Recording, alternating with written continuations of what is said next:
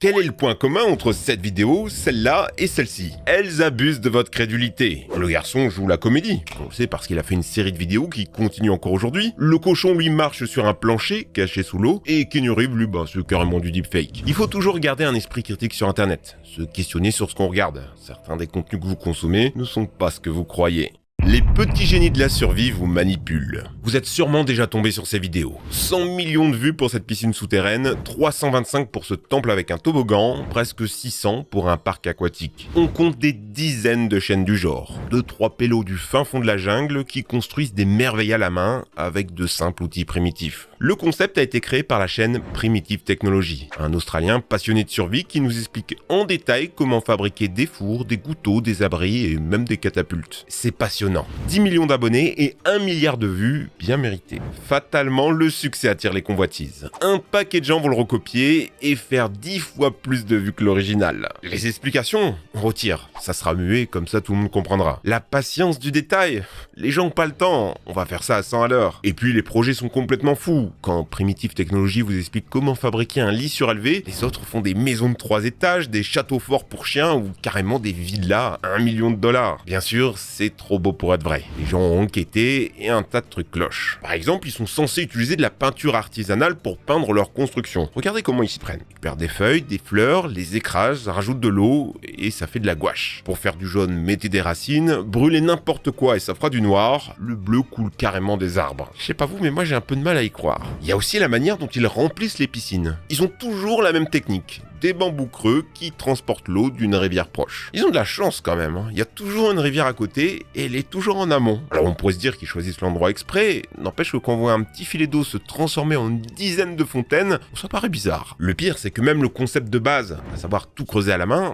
ça tient pas à la route. Regardez cette vidéo. Il est censé utiliser un simple bâton, mais quand on regarde les parois du trou, ça a l'air sacrément lisse. Et puis il y a des traces de pelleteuse au premier plan. Sur cette vidéo de Survival Life, ils ont même pas pris la peine de recouvrir les marques dedans. Et ça, c'est quand on voit pas carrément les types en arrière-plan en train de les aider à creuser. Dans cette même vidéo d'ailleurs, ils arrivent à allumer un feu de la manière la plus ridicule qui soit. Ils tapent deux petits cailloux ensemble, hors champ de caméra évidemment, ça enflamme un bâton et ils l'utilisent pour cracher du feu. Franchement, faites Koh-Lanta les gars là. Tout ça, c'est la partie visible de l'iceberg. On a des preuves bien plus concrètes de la mise en scène. Le youtubeur Sonny Vitio a par exemple réussi à entrer en contact avec le caméraman d'une de ses chaînes, qui explique qu'en plus des engins de chantier, c'est plus d'une douzaine de personnes qui peuvent bosser sur ces projets, avec même un architecte et quelqu'un pour gérer les acteurs. Une autre personne est même tombée par hasard sur les sites de construction. Des sacs de ciment industriel, des faux tuyaux de bambou, et bien sûr aucune source d'eau aux alentours. Bon ok, c'est du pipeau, mais est-ce que c'est grave? Même si c'est mis en scène, la performance reste impressionnante. Ouais, sauf que les constructions restent sur place et sont pas entretenues. Voilà ce qui est devenu la chambre souterraine, la piscine rayée ou celle avec une girafe. Les terrains sont recouverts de constructions abandonnées, remplis d'eau croupie devenus des nids à moustiques. Et évidemment, on parle pas de tous les déchets industriels qu'ils laissent sur place et du potentiel impact écologique. Bon, même si là-dessus, ils font ça sur des terrains privés qui leur appartiennent, c'est pas en pleine forêt non plus. Faut dire aussi que c'est probablement une importante source de revenus pour eux. La plupart sont originaires du Vietnam, du Cambodge ou de Thaïlande,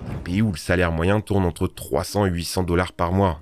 La culture de la mise en scène. S'inventer une vie pour gagner en popularité, c'est presque aussi vieux que l'humanité. Prenez le baron de Munchausen, un soldat allemand devenu célèbre dans toute l'Europe grâce à sa biographie. Dedans, on y apprend qu'il a voyagé sur la Lune en chevauchant un boulet de canon, tué un crocodile d'un seul coup, traversé le centre de la Terre ou dansé avec Vénus. Tellement célèbre qu'on va donner son nom à une condition médicale, le syndrome de Munchausen, le fait de s'inventer une maladie mentale ou physique pour attirer l'attention. Et ça sur internet, c'est un vrai fléau. À travers des créateurs de contenu, les gens ont découvert et se sont familiarisés avec certaines maladies et handicaps au point de s'identifier à eux. C'est le cas par exemple avec le syndrome Gilles de la Tourette surreprésenté sur TikTok. Résultat, le nombre de cas chez les jeunes filles a explosé au Royaume-Uni, alors que généralement ça touche plus souvent les garçons. Souvent c'est complètement inconscient, mais dans certains cas c'est volontaire, juste pour exploser sur les réseaux. Le cas le plus célèbre, c'est sûrement celui de Tixon Roses qui a disparu des réseaux sans réellement s'excuser ou s'expliquer expliquer après que la vérité ait été rendue publique. Si les gens se permettent ça, c'est qu'il n'y a pas de limite. Les influenceurs fitness qui prennent discrètement des stéroïdes ou soulèvent des poids en caoutchouc, les chasseurs de fantômes sensationnalistes qui rajoutent des effets au montage, ou ceux qui simulent carrément leur mort pour faire appel aux dons. L'exemple le plus répandu, c'est encore les pranks. On se souvient du drama avec Greg Guillotin qui avait engagé des comédiens sur quelques vieilles caméras cachées. Depuis, il le fait plus. Ses vidéos ont gagné en qualité, sont plus ambitieuses, avec des insides sur les coulisses. Mais ça leur demande beaucoup plus d'efforts. Forcément, sans trucage, tout devient plus difficile. Manque de réaction, le piégé qui te reconnaît, les imprévus, voilà pourquoi la plupart des pranks se tournent vers les solutions de facilité. Par exemple, Prank Invasion et ses expériences sociales où il lançait des défis à des filles dans la rue en échange d'un baiser. Ça marchait tout le temps. Mais non, Corentin, même beau gosse et musclé, ça fonctionne pas dans la vraie vie. Les filles étaient des actrices, parfois trompées sur le contenu des vidéos. Ici, c'était plutôt évident. Mais parfois, c'était vraiment sombre, comme par exemple mettre en scène des Afro-Américains démolissant une voiture avec des stickers Trump, juste parce qu'elle est garée à côté de chez eux. Ça peut avoir des répercussions graves, même si le fake est avéré, des millions de gens l'ont vu sans savoir la vérité. Le pire étant le cas de Josh Paler. Il va exploser sur YouTube grâce à cette vidéo où il offre 100 $ à un SDF et filme ce qu'il en fait. La vidéo est mise en scène, mais le plus terrible, c'est ce qui va suivre. Les gens se prennent d'affection pour Thomas, le sans-abri, qui va devenir une petite star de la chaîne, revenant dans plusieurs vidéos. Josh ira même jusqu'à ouvrir une cagnotte pour l'aider à se relancer, qui récoltera presque 150 000 $. Thomas sera retrouvé mort dans une ruelle quelques mois plus tard, des suites de son alcoolisme. L'argent et la célébrité soudaine n'ont fait que l'enfoncer, et les vidéos où John le met en avant, elles, sont encore visibles sur sa chaîne. Ce culte de la mise en scène au détriment des conséquences, on en a eu des tas d'exemples. La Family O5 qui a perdu la garde de ses enfants après les avoir maltraités pour des vues, ou encore Mona Lisa Perez qui va tuer son petit ami en lui tirant dessus à bout portant avec un Desert Eagle. Il tenait une encyclopédie devant lui, pensant que ça arrêterait la balle. Elle a toujours une chaîne YouTube, encore active aujourd'hui, où elle fait des podcasts. Sur sa bannière, on pouvait lire Unapologetically Me, moi, sans regret. Est-ce que tout ça n'aurait pas un lien direct avec les origines de la vidéo sur internet? Encore plus chez les Américains qui ont découvert le vlogging avec la toute première youtubeuse de l'histoire, Lonely Girl 15. Brie, une ado de 16 ans, upload des vidéos dans lesquelles elle parle de sa vie et de l'actualité. Parfois on voit son meilleur ami, Daniel, lui aussi a une chaîne YouTube qu'il utilise pour répondre à certains vlogs de Brie. Au premier abord, rien de spécial. Des histoires d'amour, l'école, des problèmes d'ado, sauf qu'il y a des choses qui intriguent. Comme le moment où elle explique que ses parents l'ont sélectionnée pour participer à une cérémonie religieuse ou quand elle doit apprendre l'alphabet énoquien, une langue occulte que parlent les anges. Très vite, les gens suspectent quelque chose, mais Brie ne répond pas aux commentaires qui lui posent des questions. Des fans réussissent à récupérer son adresse IP. La surprise, ça vient d'une agence artistique. Tout le monde comprend que c'est une fiction, les deux héros sont en fait des acteurs. À l'époque, c'est du jamais vu. Au lieu d'être déçus, les gens sont excités devant cette nouvelle façon de raconter des histoires. Ça fait la une des journaux, on en parle à la télé, qui est Brie, que font ses parents, les gens foncent sur internet pour découvrir la série. Fin 2006, c'était la chaîne avec le plus d'abonnés sur YouTube. Le show se met alors à prendre une autre tournure, se transformant peu à peu en un affrontement entre Brie et le culte de ses parents désirant récupérer son sang. Le côté vlog disparaît pour laisser place à la fiction. Brie va carrément finir par mourir et être remplacé par d'autres personnages, mais la web-série tire en longueur et perd en popularité petit à petit. Une fin un peu décevante pour un projet aussi innovant. Les créateurs ont carrément inventé le concept de miniature. À l'époque, c'était une image prise quelque part au milieu, eux ont réussi à timer ça pour avoir le bon visuel au bon moment. Et ils ont aussi fait le tout premier placement de produit de YouTube. Décidément.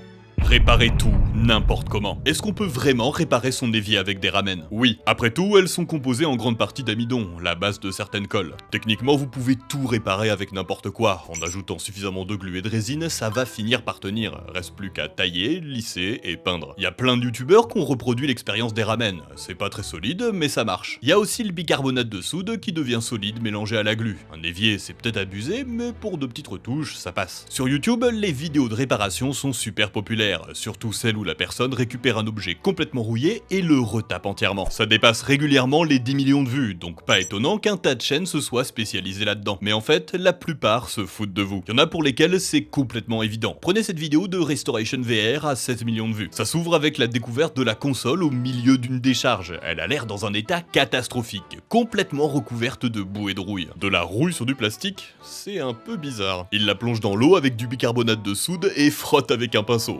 Une vraie méthode de nettoyage, si on abandonne tout espoir de la faire refonctionner. Sauf que lui, il fout des piles dedans et la console s'allume. Si c'est pas assez évident pour vous, il va ouvrir la console et littéralement frotter les circuits imprimés avec une brosse humide. Des vidéos du style, il y en a des tas. PS1, ordi, AirPod, drone, l'eau c'est un vrai cheat code. Allez voir, n'importe quel objet électronique est comme neuf après une douche. Certains utilisent même des ramen pour combler les trous. Et là on sent que c'est fait exprès et que ce sont des vidéos pour la blague. Sauf que certaines chaînes sont plus vicieuses. Elles vont provoquer la rouille volontairement, par exemple avec un mélange vinaigre, sel et peroxyde d'hydrogène. C'est hyper rapide et le résultat est bluffant. Souvent ils font ça pour avoir des objets plus stylés en vidéo. Réparer des ciseaux c'est sympa, mais une AK-47 ou un Desert Eagle, ça fait plus de vues. Cette fascination pour la réparation, ça a fini par déraper. Vous pensez peut-être aux chaînes du style 5 Minute Craft avec leurs tutos complètement improbables qui ont quand même l'air d'être une façade pour proposer du contenu fétichiste. Feldup a d'ailleurs fait une super vidéo à ce sujet. Les techniques de pêche improbables dont on vous avait parlé dans la vidéo sur les poissons légendaires, avec ces mises en scène où les pires pièges de l'histoire attrapent des dizaines de poissons d'un coup, qui existent aussi en version coquillage avec des types qui trouvent des tas de perles de toutes les couleurs en ouvrant n'importe quoi, ou aux chaînes qui proposent des tutos mortels sans prévenir des risques. Comme ces vidéos sur la gravure Lichtenberg, qui consiste à créer ces motifs d'éclairs sur du bois en balançant 2000 volts dedans, parfois plus. C'est littéralement la puissance d'une chaise électrique. Aux USA, ça a causé le décès d'au moins 33 personnes entre 2017 et 2022. Même pour des gens expérimentés, un mauvais geste signifie la mort. Mais il y a beaucoup plus vicieux. Il y a quelques mois, plusieurs youtubeurs ont découvert une nouvelle mode. Retirer des crustacés invasifs sur la carapace des tortues. Ça part d'un vrai truc, les tortues de mer peuvent se retrouver avec des bernacles sur le dos. La plupart du temps c'est inoffensif, mais quand elles sont en mauvaise santé, ça leur cause des problèmes pour se déplacer. Sauf que là c'était des tortues d'eau douce sur lesquelles on les avait collées. Les types utilisaient plusieurs fois les mêmes animaux. Ne vous y trompez pas, c'est de la torture. Utilisez un couteau et vous lui faites mal, en plus de causer des lésions qui peuvent s'infecter. Aucun vétérinaire ne ferait ça. Surtout que les bernacles, ça vit dans l'eau salée. Suffit de faire prendre un bain d'eau douce à la tortue et elles vont tomber toutes seules. L'histoire a fait du bruit et un tas de chaînes ont été fermées par YouTube. Mais pas toutes, on en croise encore de temps en temps. La maltraitance d'animaux, c'est un truc qui date sur YouTube. À l'époque, c'était des chiens et des chats qui étaient mis dans des positions dangereuses dans l'unique but de faire une vidéo sur leur sauvetage. Entre avril et mai 2020, ça représentait 1 milliard de vues. Les gens qui regardaient étaient convaincus que c'était pour la bonne cause. Heureusement, ça fait environ 1 an que YouTube est passé à l'action, supprimant des dizaines de millions de vidéos du genre. Aujourd'hui, elles sont plus difficiles à trouver, sinon sur Facebook. La prochaine fois que vous avez envie de satisfaire votre curiosité, prenez quelques secondes pour réfléchir à ce que vous regardez. Parfois, derrière la caméra, il y a des types aux attentions pas très louables qui vont continuer tant que les chaînes feront des vues. Après, ça serait faux de penser que YouTube est le centre de ces pratiques. Dès qu'il y a des vues à se faire, il y aura des gens pour mettre du contenu en scène. Et attention, c'est pas que sur YouTube, la télé aussi. Même des émissions qui ont bonne réputation comme Mind vs Wild avec Bear Grylls, où on a découvert que si beaucoup de choses étaient vraies, ils recevaient de l'aide de l'équipe technique, donnaient des conseils de survie un peu douteux ou mettaient en scène des passages entiers. Comme ici sur ce volcan où la fumée est produite par des générateurs et la lave c'est des morceaux de charbon placés par la prod. Dans le fond c'est pas bien méchant. Évidemment que les gens veulent regarder des émissions où il se passe des choses. Mettre en scène n'est ni bien ni mal, ça dépend de pourquoi on le fait.